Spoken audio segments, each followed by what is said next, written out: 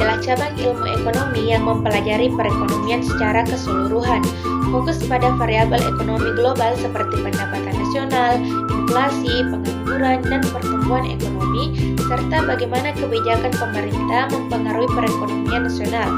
Dalam kehidupan perekonomian, khususnya di Indonesia, terdapat beberapa masalah ekonomi antara lain pengangguran, kemiskinan, inflasi, pertumbuhan ekonomi. Pertama, kita membahas tentang pengangguran. Berdasarkan data Badan Pusat Statistik atau BPS, tingkat pengangguran di Indonesia pada Agustus 2024 adalah 4,91%. Artinya dari 100 orang angkatan kerja, 5 orang diantaranya menganggur.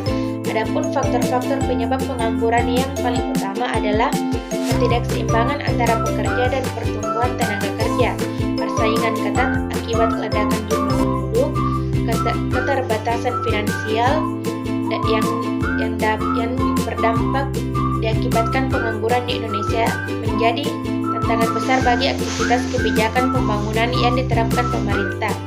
Kedua, tentang inflasi. Inflasi adalah kenaikan harga barang dan jasa secara umum dan terus-menerus dalam jangka waktu tertentu. Adapun dampak dari inflasi adalah menurunnya kesejahteraan masyarakat, distribusi pendapatan akan memburuk, suku bunga akan meningkat, mendorong investasi spekulasi dan distribusi barang tidak merata. Dan yang ketiga, pertumbuhan ekonomi. Pertumbuhan ekonomi dapat diukur dengan menggunakan produk domestik bruto atau PDB atau produk domestik regional bruto PDRB. Faktor-faktor yang mempengaruhi pertumbuhan ekonomi: peningkatan barang modal, peningkatan tenaga angkatan kerja, peningkatan teknologi, peningkatan sumber daya manusia, dan peningkatan tabungan.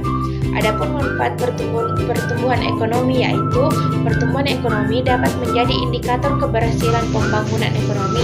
Pertumbuhan ekonomi dapat menjadi alat ukur untuk melihat perkembangan perekonomian. Pertumbuhan ekonomi dapat mendorong kenaikan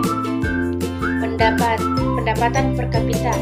Di sisi lain, pengertian ekonomi makro Islam adalah ilmu ekonomi yang mempelajari perilaku dan kinerja ekonomi dari perspektif Islam. Ekonomi makro Islam bertujuan untuk mencapai tujuan syariah seperti keadilan, pemerataan, kesejahteraan, dan martabat manusia.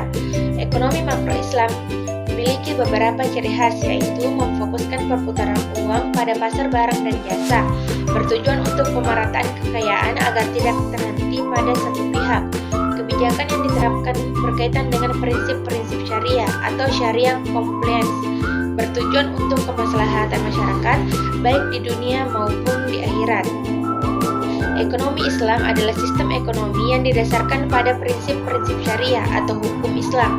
Dalam ekonomi Islam, riba atau bunga sangat dilarang. Itulah tadi penjelasan singkat dari saya. Lebih dan kurangnya mohon dimaafkan. Wabillahi taufiq wal hidayah. Wassalamualaikum warahmatullahi wabarakatuh.